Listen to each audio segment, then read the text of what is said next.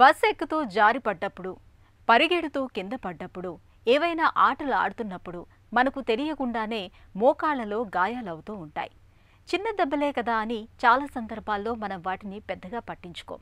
అయితే అవి చిన్న దెబ్బలే కావచ్చు, కానీ వాటి మూలంగా మోకాళ్లలోని లిగమెంట్లు కూడా దెబ్బతినే అవకాశం ఉంటుంది. చాలా మందిలో మోకాలు ముందు భాగంలో ఉండే లిగమెంట్లకు గాయాలవుతూ ఉంటాయి. వీటినే ఏసీఎల్ ఇంజురీస్ అని పిలుస్తారు. ఇలాంటప్పుడు నడుస్తుంటే మోకాలు జారిపోతున్నట్లుగా ఉంటుంది. మోకాలుపై అంతగా పట్టు ఉండదు. నిర్లక్ష్యం చేస్తే ప్రమాదకరంగా పరిణమించే ఏసీఎల్ గాయాల గురించి ఇప్పుడు తెలుసుకుందాం.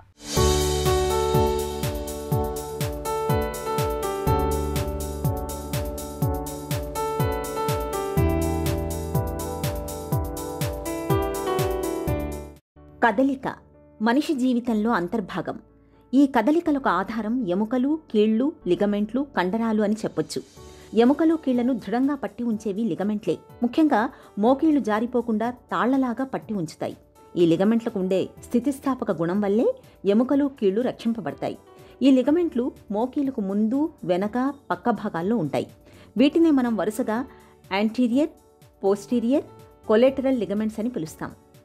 ప్రమాదాల్లో గాయపడ్డప్పుడు, బస్సులు ఎక్కుతున్నప్పుడు, రన్నింగ్లో కింద పడ్డప్పుడు, డాన్స్ చేస్తూ పడిపోయినప్పుడు, ఎక్కువసేపు నిలబడి పనిచేస్తున్నప్పుడు, పొరపాటున తూలిపడ్డప్పుడు, ఆటలాడుతూ కింద పడ్డప్పుడు లిగమెంట్స్ దెబ్బతింటూ ఉంటాయి.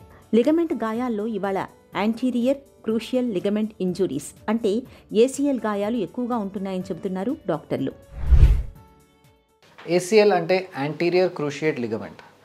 మన జాయింట్లో అంటే నీ జాయింట్లో మెయిన్ 2 బోన్స్ ఉంటాయి. ఈ బోన్ అంటే ఫీమర్ బోన్, థై బోన్, దీని కిందది లెగ్ బోన్, టిబియా. 2 బోన్స్కి మధ్యలో మీకు కనిపిస్తున్నాయి కొన్ని కనెక్షన్స్ ఉన్నాయి. ఈ సాఫ్ట్ టిష్యూ కనెక్షన్స్ని మనం లిగమెంట్స్ అంటాం. So they keep the knee stable. Mainly 4 ఉంటాయి: medial, lateral, posterior and anterior cruciate ligament. సెంటర్లో ఉంటుంది, కనపడకపోవచ్చు, బట్ ఇక్కడ లోపల ఉంటుంది ఇది. సో ఈ లిగమెంట్ ఎందుకు ఫేమస్ అయిందంటే ఇట్స్ కామన్లీ ఇంజర్డ్.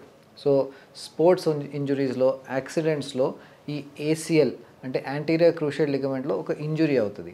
ఇమాజిన్ మీకు ఆ కనెక్షన్ లేదు between the 2 bones. So there is a chance of twisting అనమాట. So unstable knee or instability of the knee will set in.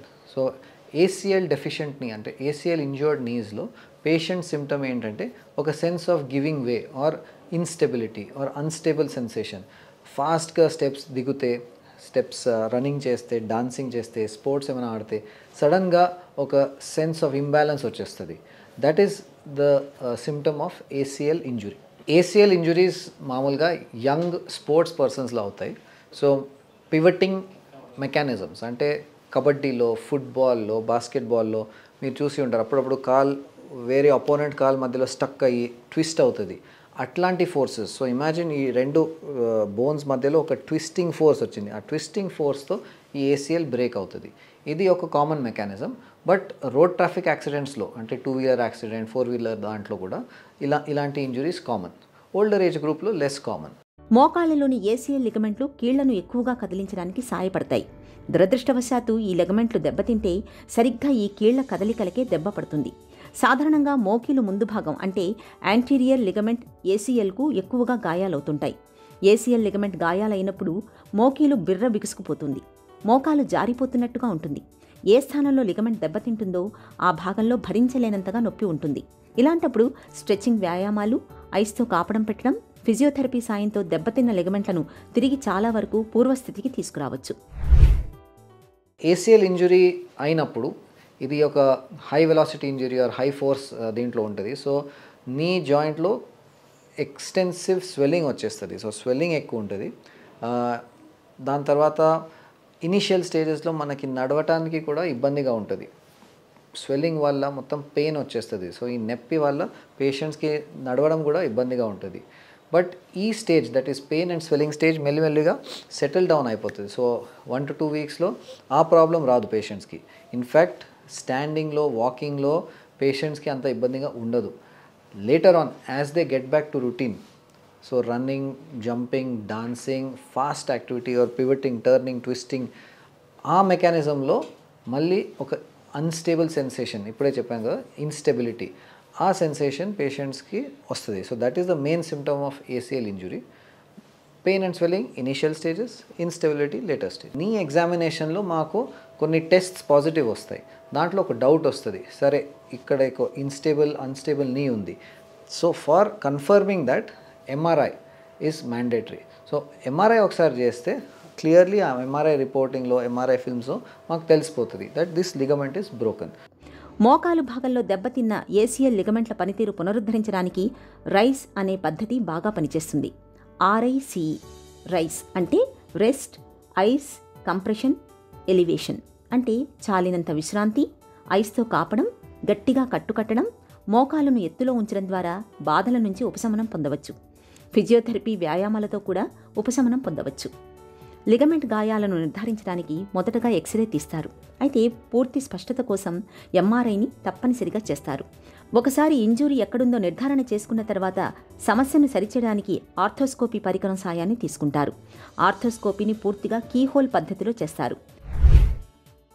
ప్రతి ఏసీఎల్ ఇంజురీకి ఆపరేషన్ అక్కర్లేదు, అది ఫస్ట్ అర్థం చేసుకోవాలి.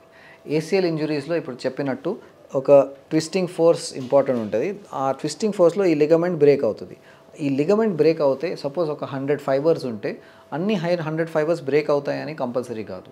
అప్పుడప్పుడు ఓన్లీ సగం అంటే పార్షియల్ టైర్ ఆఫ్ ఏసీఎల్ అవ్వచ్చు. పార్షియల్ టైర్ ఉంటే కూడా పేషెంట్స్కి ఒక సెన్స్ ఆఫ్ స్టెబిలిటీ ఉండిపోతుంది. సో ఆ పార్షియల్ ఏసీఎల్తో కూడా they can still continue their normal activity without surgery. However total tear ఉంటే, complete rupture or full tear of ACL అనే రిపోర్టింగ్లో వస్తే డెఫినెట్లీ యంగ్ ఇండివిజువల్స్లో అట్లాంటి సిచ్యువేషన్లో operation is compulsory. Once we say surgery, ఎట్లాంటి సర్జరీ అది ఇంపార్టెంట్.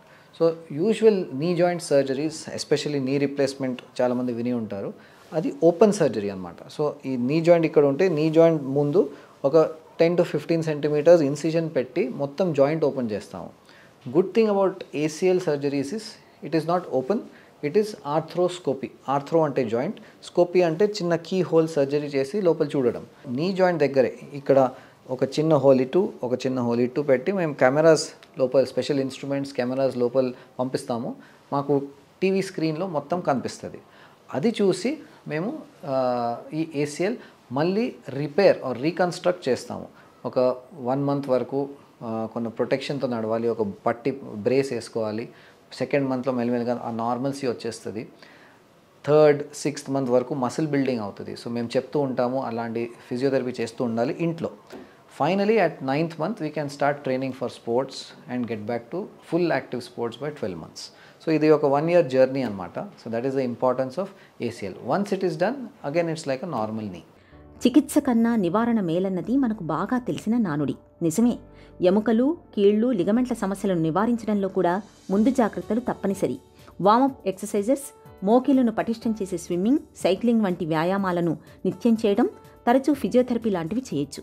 అలాగే ప్రయాణాల్లో సీటు బెల్ట్ ధరించడం, ఆటలు ఆడే సమయంలో మోకాలికి నీగార్డ్ వాడడం, హైహీల్ ఉన్న బూట్లు ధరించకపోవడం, అలాగే కాల్షియం, విటమిన్ డి ఉన్న ఆహారాలను ఎక్కువగా తీసుకోవడం ద్వారా మోకీలు భాగంలో లిగమెంట్ గాయాలను చాలా వరకు నివారించుకోవచ్చు.